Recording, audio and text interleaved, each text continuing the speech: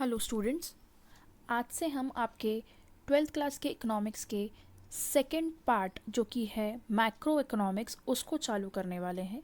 Macro economics को हिंदी में समष्टि अर्थशास्त्र बोलते हैं और उसी का हम फर्स्ट चैप्टर चालू करने वाले हैं जो कि है some basic concept of macroeconomics. जो मैक्रो इकोनॉमिक्स है उसमें क्या क्या कंसेप्ट्स हैं उसके बेसिक कंसेप्ट इस चैप्टर में हम पढ़ेंगे। सबसे पहले हम जान लेते हैं कि मैक्रो इकोनॉमिक्स का अर्थ क्या होता है। तो सबसे पहले है डेफिनेशन ऑफ मैक्रो इकोनॉमिक्स, समष्टि अर्थशास्त्र का अर्थ। Macro economics deals not with the individual quantity as such but with the aggregate of these quantities, not with individual income but with the national income, not with individual output but with national output। जैसे कि हम first part में पढ़ चुके थे कि जो micro economics था वो इंडिविजुअल यूनिट को स्टडी करता था, वो इंडिविजुअल इकाइयों का अध्ययन करता था। लेकिन जो मैक्रो इकोनॉमिक्स है वो इंडिविजुअल यूनिट को स्टडी नहीं करता बल्कि वो एग्रीगेट यूनिट्स को, टोटल यूनिट्स को, कुल इकाइयों को स्टडी करता है या अध्ययन करता है। तो ये कभी भी इंडिविजुअल क्वांटिटी में, इंडिविजुअल मात्रा में, व्यक्तिगत मात्राओं में स्टडी नहीं करेगा या डील नहीं करेगा, बल्कि ये एग्रीगेट क्वांटिटीज़ में, कुल क्वांटिटीज़ में, कुल मात्राओं में स्टडी करेगा। ये इंडिविजुअल इनकम को कभी भी स्टडी नहीं करेगा, ये इंडिविजुअल इनकम का, व्यक्तिगत आय का कभी भी अध्ययन नहीं करेगा, बल्कि ये क्या अध्ययन करता है? कुल आय का, राष्ट्रीय आय का अध्ययन करता है। ये कभी भी इंडिविजुअल आउटपुट को अध्ययन नहीं करेगा, इंडिविजुअल यूनिट्स का अध्ययन नहीं करता, बल्कि ये नेशनल आउटपुट का अध्ययन करेगा या उसके अंदर डील करेगा। तो मैक्रो इकोनॉमिक्स एक ऐसा इकोनॉमिक्स है जो एग्रीगेट्स पे डील करता है, जो टोटल पे डील करता है। कभी भी वो एक individual output, individual quantity, individual income को नहीं स्टडी करेगा, बल्कि जितने भी उससे टोटल है, कुल है, उससे related total output, total income, total quantity के साथ ही डील करता है। Thus, macroeconomics is the study of aggregates and average of the entire economy।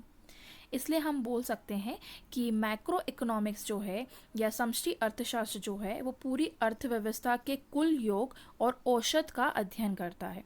आपकी इकोनॉमी में जितना भी एग्रीगेट होगा, जितना भी टोटल होगा या उसका एवरेज जो होगा, उसी के साथ मैक्रो इकोनॉमिक्स डील करेगा।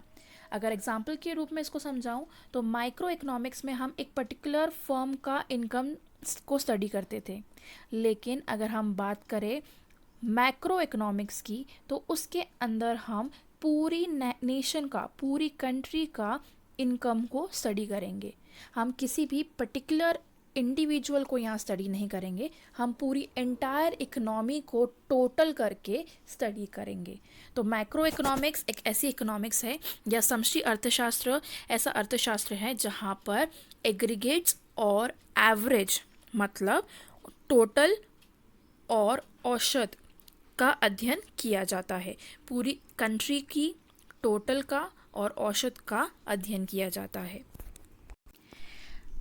जैसे कि माइक्रो इकोनॉमिक्स ग्रीक वर्ड से उत्पन्न हुआ है, वैसे ही मैक्रो इकोनॉमिक्स भी ग्रीक वर्ड से उत्पन्न हुआ है और ग्रीक वर्ड में, ग्रीक भाषा में इसे मैक्रोज बोला जाता था, जिसका मतलब होता था लार्ज, मतलब बड़ा।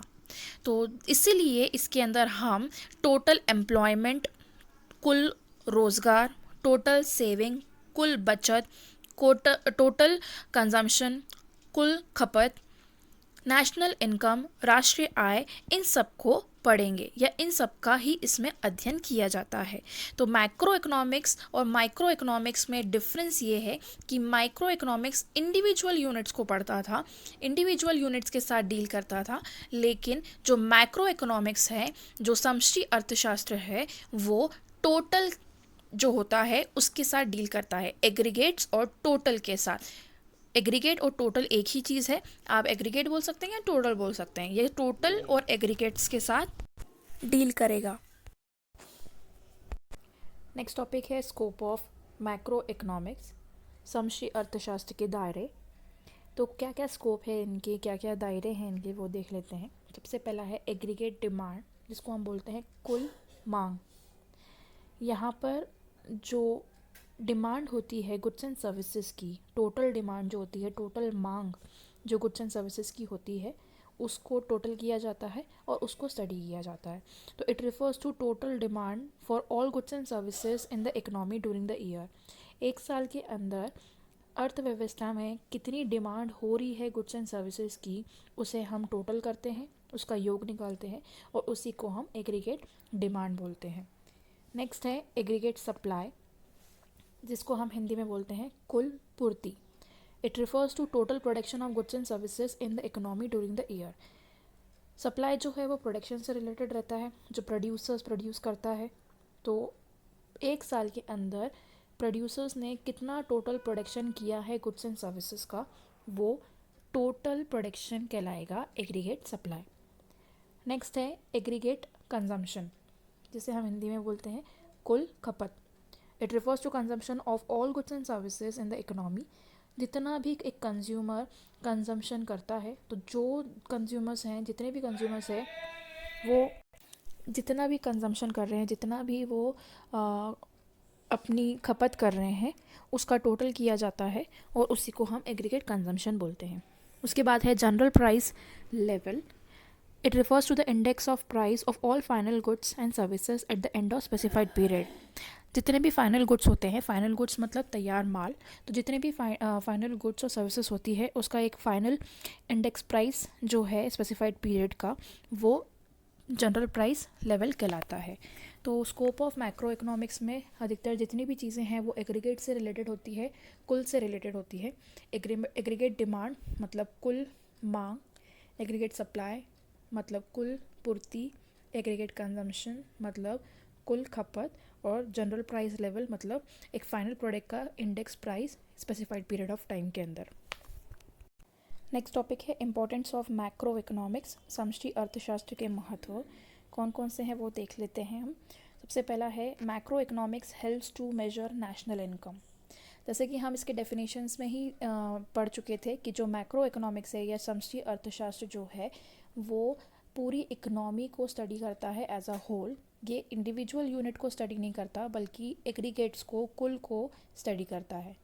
तो हम यहाँ पर सिर्फ एक इंडिविजुअल व्यक्ति की बात नहीं कर रहे, एक इंडिविजुअल व्यक्ति की इनकम की बात नहीं कर रहे, बल्कि हम पूरी नेशनल इनकम की बात कर रहे हैं, पूरी राष्ट्र की आय की बात कर रहे हैं। और अगर नेशनल इनकम की बात कर रहे हैं तो वो चीज़ हम सिर्फ मैक्रो इकोनॉमिक्स में ही स्टडी कर सकते हैं। तो मैक्रो इकोनॉमिक्स एक ऐसी इकोनॉमिक्स है जो मदद करती है पूरे राष्ट्र की इनकम को कैलकुलेट करने में। सेकेंड है helps to formulate government policies.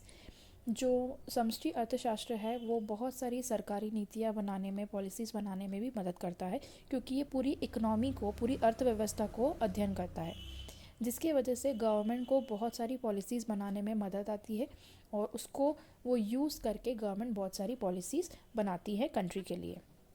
Next है helps to solve economic problem like poverty, unemployment etcetera. जैसे कि पॉवर्टी अगर हम बात करें गरीबी की, अनएम्प्लॉयमेंट की मतलब रोज़गार की, तो ये जो है वो राष्ट्र का मुद्दा है, मतलब एक नेशनल इशू है। तो ये ऑल ओवर हमारे कंट्री की प्रॉब्लम है।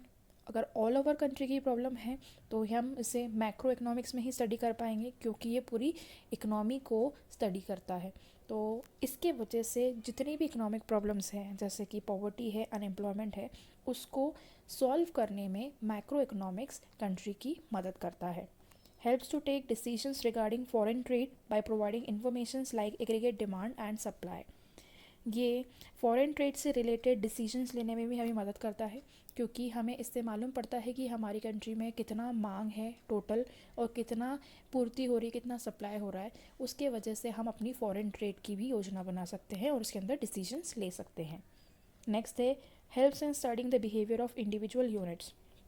जैसे कि हम ये जानते हैं कि माइक्रो इकोनॉमिक्स जो है वो इंडिविजुअल यूनिट्स को स्टडी करता है, और उसी इंडिविजुअल यूनिट्स को अगर हम टोटल करते जाएं तो वो मैक्रो इकोनॉमिक्स बन जाता है। तो जितना भी माइक्रो इकोनॉमिक्स का इंडिविजुअल यूनिट है, अगर हम उसे टोटल करते जाए तो एक टोटल बन जाता है, कुल बन जाता है, जिसे हम मैक्रो इकोनॉमिक्स में स्टडी करते हैं। तो इसी के वजह से मैक्रो इकोनॉमिक्स में हम इंडिविजुअल यूनिट्स जो होती हैं उनकी बिहेवियर को स्टडी करने में भी काम में ले सकते हैं। तो ये इसके कुछ इम्पोर्टेंट्स थे। नेक्स्ट टॉपिक है जो कि है circular flow of income. Circular flow of income का मतलब है कि कैसे हमारी जो इनकम है वो हमारी डिफरेंट सेक्टर्स ऑफ इकोनॉमी में रोटेट होती है, सर्कुलर फॉर्म में फ्लो होती है। तो it refers to the flow of income and expenditure for goods and services across different sectors in an economy. Circular flow of income एक ऐसा flow of income and expenditure है जो हमारी different sectors of economy में rotate होती रहती है circular form में। Thus, it refers to cycle of generation of income in the production process, its distribution among the factors of production, and finally its circulation from household to firm in the form of consumption expenditure on goods and services produced by them. इसका मतलब है कि जो हमारी economy है, हमारी जो अर्थव्यवस्था है, उसमें जो पैसा है, उसमें जो इनकम है, वो सर्कुलेट होती रहती है। कैसे? सबसे पहले प्रोडक्शन फेस में क्या होता है, जो प्रोड्यूसर है वो गुड्स एंड सर्विसेज का हमारी जो वस्तु और सेवाएं हैं उनका प्रोडक्शन करता है, उत्पादन करता है, और उसको बेचने के बाद उससे उसको इनकम प्राप्त होती है। जब वो अपने गुड्स एंड सर्विसेज बेचता है तो इनकम प्राप्त होगी, लेकिन उसको गुड्स एंड सर्विसेज बनाने के लिए कुछ फैक्टर्स ऑफ प्रोडक्शन की ज़रूरत होती है। उसी के अकॉर्डिंग वो अपने प्रोडक्ट को बना सकता है। वो फैक्टर्स ऑफ प्रोडक्शन कौन कौन से होते हैं? Land, labour, capital, entrepreneur. अगर आपको कुछ प्रोडक्ट बनाना है तो आपको ये फैक्टर्स ऑफ प्रोडक्शन का उपयोग करना होगा। तो प्रोड्यूसर्स जो है वो अपने गुड्स एंड सर्विसेज को बेच के तो इनकम कमाता है, लेकिन प्रोडक्ट को बनाने के लिए पहले फैक्टर्स ऑफ प्रोडक्शन की ज़रूरत पड़ती है।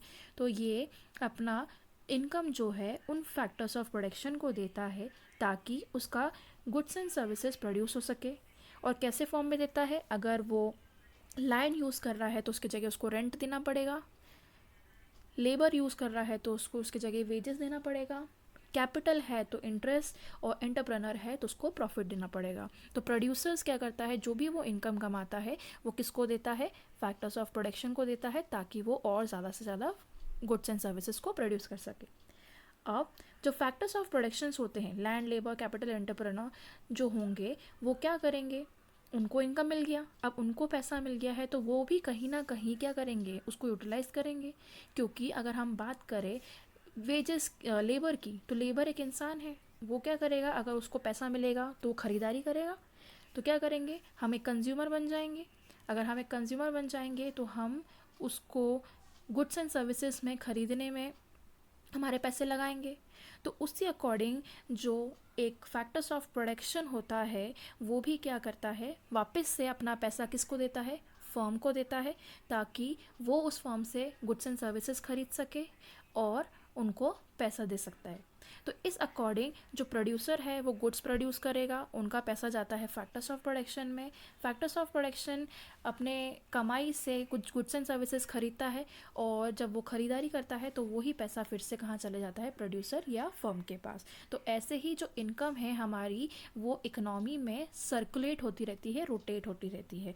तो पूरी की पूरी जो हमारी अर्थव्यवस्था है उसके अंदर ये आय और इनकम जो है वो क्या है? रोटेट होती रहेगी। सबसे पहला प्रोडक्शन फेस से फैक्टर्स ऑफ प्रोडक्शन वाले फेस में, और उसके बाद एक्सपेंडिचर वाले फेस में। प्रोडक्शन फेस में प्रोड्यूसर्स जो है उनको गुड्स एंड सर्विसेज को प्रोड्यूस करने के बाद अगर वो बेचते हैं उस गुड्स एंड सर्विसेज को तो उससे उनको इनकम मिलती है। उसके बाद उनको अगर और भी कुछ प्रोडक्शन बनाना होता है तो वो क्या करते हैं? उसी इनकम को यूटिलाइज करते हैं फैक्टर्स ऑफ प्रोडक्शन में, ताकि फैक्टर्स ऑफ प्रोडक्शन उनकी मदद कर सके गुड्स को प्रोड्यूस करने में। तो उनकी इनकम कहाँ जा रही है? फैक्टर्स ऑफ प्रोडक्शन के पास जा रही है। फैक्टर्स ऑफ प्रोडक्शन अगर अपना काम करके देते हैं तो उसके बाद उनको पैसा मिलता है, तो वो भी पैसा अपना यूज़ करते हैं कुछ चीज़ खरीदने में। तो वो क्या करते हैं? अपना पैसा एक्सपेंड करते हैं या स्पेंड करते हैं एक्सपेंडिचर के रूप में। उनको गुड्स एंड सर्विसेज मिल जाती है फैक्टर्स ऑफ प्रोडक्शन को, और बदले में फैक्टर्स ऑफ प्रोडक्शन क्या करते हैं? पैसे देते हैं फर्म को या प्रोड्यूसर्स को। तो ऐसे ही हमारी जो इकोनॉमी है उसके अंदर जो है पैसे रोटेट होते रहते हैं, इनकम जो है रोटेट होती रहती है, और इसी को हम सर्कुलर फ्लो ऑफ इनकम बोलते हैं। नेक्स्ट टॉपिक है जो कि है phases of circular flow of income. कौन कौन से ऐसे फेज़ हैं जहाँ पर हमारी इनकम जो है रोटेट होती रहती है। तो सबसे पहला वाला फेज़ है जनरेशन फेज़, जिसे हम प्रोडक्शन फेज़ बोलते हैं, उत्पादन चरण। जैसे कि मैंने अभी आपको बताया था कि सबसे पहले जो प्रोड्यूसर्स है वो कुछ चीज़ प्रोड्यूस करेगा, और वो प्रोड्यूस करेगा तो उन चीज़ों को बेचेगा, तो उससे उसको इनकम मिलेगी, तो यहाँ पर इनकम आ गया। उसके बाद है डिस्ट्रीब्यूशन फेज़। अब प्रोड्यूसर ने जो इनकम कमाई है वो कहाँ पर उसको डिस्ट्रीब्यूट करेगा, वो फैक्टर्स ऑफ प्रोडक्शन में डिस्ट्रीब्यूट करेगा, उसका वितरण करेगा। कहाँ पर संसाधनों जो हमारे पास संसाधन है, जो फैक्टर्स ऑफ प्रोडक्शन है, उसको उसके अंदर वो डिस्ट्रीब्यूट करेगा, ताकि वो फैक्टर्स ऑफ प्रोडक्शन की मदद से ज़्यादा प्रोडक्ट जो है बना सके। जब डिस्ट्रीब्यूशन फेस में फैक्टर्स ऑफ प्रोडक्शन के पास पैसा आ जाता है तो वो क्या करते हैं, तीसरे फेस में जाते हैं जो कि है एक्सपेंडिचर फेस। क्योंकि इन फैक्टर्स ऑफ प्रोडक्शन के पास क्या आ जाता है, पैसा आ जाता है, तो उस पैसों से वो क्या करते हैं, अपनी गुड्स एंड सर्विसेज को ख़रीदते हैं। अगर वो गुड्स एंड सर्विसेज को या अपने वस्तु को अगर वो ख़रीद रहे हैं तो अपना पैसा देंगे, एक्सपेंडिचर करेंगे, कुछ खर्चा करेंगे, और उसके बाद वो खर्चा वापस से कहाँ चले जाएगा, जनरेशन फेज पे। तो ऐसे होते हुए आपका जो फैक्टर्स ऑफ प्रोडक्शन है अपना पैसा यूज़ करेगा एक्सपेंडिचर में, और एक्सपेंडिचर के थ्रू वो प्रोडक्शन फेस में फिर से चले जाएगा, और ऐसे ही हमारा जो इनकम है वो सर्कुलर फ्लो में रोटेट होते रहेगा। नेक्स्ट टॉपिक है जो कि है टाइप्स ऑफ सर्कुलर फ्लो। दो टाइप्स है सर्कुलर फ्लो के, सबसे पहला है मनी फ्लो और दूसरा है रियल फ्लो। मनी फ्लो का मतलब है जो इनकम अर्न की जाती है प्रोड्यूसर द्वारा, वो कैसे की जाती है, जब कोई कंज्यूमर स्पेंड करेगा। तो जब इनकम अर्न हो रही है प्रोड्यूसर द्वारा कंज्यूमर के स्पेंड करने के बाद, तो उससे जो भी रिजल्ट निकलता है वो होता है मनी फ्लो। तो income earn by producer is equal to income spend by consumer. जो एक निर्माता द्वारा, उत्पादक द्वारा अगर कोई आय अर्न की जा रही है, कमाई जा रही है, तो वो कब कमाई जाएगी, जब कोई उपभोक्ता जो है पैसे अपने खर्चे करेगा। अगर कोई उपभोक्ता अपने पैसे खर्चे नहीं करता है, कुछ चीज़ खरीदता नहीं है, तो प्रोड्यूसर जो है उनको पैसा नहीं मिलेगा। तो अगर प्रोड्यूसर को कुछ पैसा मिल रहा है, अगर उन्हें इनकम हो रही है, तो वो किसके इक्वल होगी, कंज्यूमर जो अपना पैसा स्पेंड कर रहा है उस अकॉर्डिंग। तो उसका रिज़ल्ट जो निकलेगा उसे हम मनी फ्लो बोलेंगे। अगर हम बात करें रियल फ्लो की, तो goods and services produce by producers and are brought by household resulting into real flow. Household का मतलब एक तरीके से यहाँ पर कंज्यूमर। तो जो भी गुड्स एंड सर्विसेज अगर प्रोड्यूस किए जाते हैं प्रोड्यूसर द्वारा, और वो ही चीज़ अगर एक कंज्यूमर कंज्यूम कर ले, ख़रीद ले, तो उसका रिज़ल्ट होता है रियल फ्लो का। तो मनी फ़्लो एक मॉनेटरी है, क्योंकि वहाँ से हमें क्या मिलता है, पैसा मिलता है, एक इनकम जो है अर्न की जाती है प्रोड्यूसर द्वारा। और वो प्रोड्यूसर द्वारा इनकम कैसे अर्न कर जाती है, जब कोई कंज्यूमर अपनी इनकम को स्पेंड करता है तब। तो उस रिज़ल्ट को हम बोलेंगे मनी फ़्लो। और अगर हम बात करें रियल फ्लो की, तो उसका मतलब है जब गुड्स एंड सर्विसेज जो प्रोड्यूसर द्वारा बनाए जाते हैं और उसे कंज्यूमर द्वारा ख़रीद लिया जाता है, हाउस होल्ड द्वारा ख़रीद लिया जाता है, तो उसका रिज़ल्ट होता है रियल फ्लो का। जो मनी फ़्लो है वो फ़्लो ऑफ मनी है फर्म और हाउस होल्ड के बीच में। यहाँ मतलब यहाँ पर जो फ़्लो हो रहा है, जो बहाव आ रहा है, वो किसका है, पैसों का। और वो पैसों का फ़्लो किसके बीच में हो रहा है, फर्म के बीच में, जिसे हम प्रोड्यूसर बोल सकते हैं, और हाउस होल्ड के बीच में, जिसे हम कंज्यूमर बोल सकते हैं। लेकिन जो रियल फ्लो होता है उसमें फ़्लो किसका होता है, गुड्स एंड सर्विसेज का होता है, और ये किनके बीच में होता है, फर्म और हाउस होल्ड के बीच में, मतलब प्रोड्यूसर्स और कंज्यूमर्स के बीच में। मनी फ़्लो में जो मीडियम ऑफ एक्सचेंज होता है वो पैसों का होता है, क्योंकि अगर एक प्रोड्यूसर जो है कुछ चीज़ प्रोड्यूस कर रहा है, तो वो प्रोड्यूस करने वाली चीज़ वो बेचेगा मार्केट में, और इन रिटर्न कंज्यूमर उसे ख़रीदेगा। तो अगर कंज्यूमर उसे ख़रीदेगा तो इन रिटर्न किसका फ़्लो होगा, किसका एक्सचेंज होगा, पैसों का एक्सचेंज होगा। यहाँ पर प्रोड्यूसर अपना सामान कंज्यूमर को बेचेगा और कंज्यूमर प्रोड्यूसर को पैसा देगा इन रिटर्न। अगर हम बात करें रियल फ्लो में, तो उधर किस चीज़ का एक्सचेंज हो रहा है, गुड्स एंड सर्विसेज का, क्योंकि वहाँ पर प्रोड्यूसर्स जो हैं वो एक्चुअली अपने गुड्स एंड सर्विसेज को बेच रहे हैं हाउस होल्ड में। जो नेचर ऑफ फ्लो है मनी फ्लो में, वो नॉमिनल फ्लो होता है, और अगर रियल फ्लो में बात करें तो वो फिजिकल फ्लो होता है, क्योंकि हम एक जगह से दूसरी जगह तक गुड्स एंड सर्विसेज को ट्रांसफ़र कर रहे हैं फिजिकली। यहाँ पर मनी फ्लो की बात करूँ तो वहाँ पर सिस्टम ऑफ एक्सचेंज जो है वो मॉनेटरी एक सिस्टम है, वहाँ पर पैसों का इन्वॉल्वमेंट है, जहाँ पर प्रोड्यूसर अपनी चीज़ें कंज्यूमर को बेचेगा और इन रिटर्न पैसे पाएगा, मनी पाएगा। लेकिन अगर रियल फ्लो की बात करें तो एक बार्टर सिस्टम है, जहाँ पर हम गुड्स एंड सर्विसेज को एक्सचेंज कर रहे हैं प्रोड्यूसर्स और हाउस होल्ड के बीच में, एक के बदले दूसरा, जहाँ पर हम बार्टर सिस्टम को अडॉप्ट कर रहे हैं। तो जहाँ पर अगर मनी आ रहा है, जहाँ पर मनी का फ्लो है प्रोड्यूसर्स और कंज्यूमर के बीच में, तो वो मनी फ्लो होगा। और जहाँ पर गुड्स एंड सर्विसेज का फ्लो आ रहा है between firm and house hold, तो वो हो जाएगा रियल फ्लो। ये मनी फ्लो में जो मीडियम ऑफ एक्सचेंज होता है वो पैसों से रिलेटेड है, मतलब अगर आप कुछ चीज़ खरीद रहे हो तो आप इन बदले में क्या दोगे, पैसा दोगे। लेकिन अगर रियल फ्लो की बात करें तो उसके एक्सचेंज में हम क्या देते हैं, गुड्स एंड सर्विसेज देते हैं। नेक्स्ट टॉपिक है जो कि है importance of circular flow of income. Circular flow of income के क्या क्या महत्व है वो देख लेते हैं। तो सबसे पहला वाला महत्व है knowledge of interdependence. Circular flow of income से हमें एक म्यूचुअल इंटरडिपेंडेंस का मतलब मालूम पड़ता है। हम उसको समझ सकते हैं कि हमारी जो सेक्टर्स हैं, हमारे जो अलग अलग क्षेत्र हैं हमारी अर्थव्यवस्था में, उसमें बहुत सारी चीज़ें आती है। उसमें हाउस होल्ड आता है, उसमें प्रोड्यूसर है, उसमें गवर्नमेंट है। तो ये जो जितने भी सेक्टर्स हैं हमारी इकोनॉमी में, उनके बीच में एक इंटरडिपेंडेंस है, मतलब वो हर एक चीज़ एक दूसरे पे डिपेंड है। क्योंकि अगर प्रोड्यूसर कुछ चीज़ प्रोड्यूस करेगा तो उसे कंज्यूमर खरीदेगा, अगर कंज्यूमर नहीं खरीदेगा तो उसका कोई मतलब नहीं है। तो क्या प्रोड्यूसर्स जो है कंज्यूमर पे डिपेंडेंट है, कंज्यूमर जो है प्रोड्यूसर पे डिपेंडेंट है। तो जो सर्कुलर फ्लो ऑफ इनकम है उसका फर्स्ट इम्पॉर्टेंट यही बोलता है कि जो हमारी सेक्टर है इकनॉमी की, हमारे जो क्षेत्र है अलग अलग हमारे अर्थव्यवस्था में, उसमें जितनी भी चीज़ें आती हैं वो एक दूसरे से इंटरडिपेंडेंट रहती है, उनके अंदर कुछ इंटरडिपेंडेंस होता है। नेक्स्ट है measurement of national income. National income मतलब राष्ट्रीय आय। जो सर्कुलर फ्लो ऑफ इनकम है उससे हम हमारी राष्ट्र की टोटल आय या कुल आय जो है उसको हम मेजर कर सकते हैं, उसको माप सकते हैं। तो सर्कुलर फ्लो ऑफ इनकम से हमें ये मालूम पड़ेगा कि हमारी जो अलग अलग क्षेत्र है अर्थव्यवस्था में, वहाँ पर कितना कंजम्पशन हो रहा है और लोगों के पास कितनी आय आ रही है। तो उसी से हम हमारी नेशनल इनकम को भी क्या कर सकते हैं, ज्ञात कर सकते हैं, मेजर कर सकते हैं।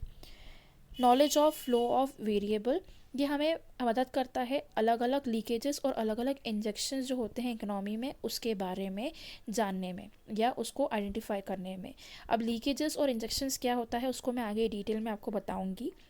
अगर से शॉर्ट फॉर्म में अगर मैं इसको समझाऊँ या शॉर्ट सिंपल लैंग्वेज में समझाऊँ तो लीकेजेस मतलब हमारे इकोनॉमी से पैसा जाना।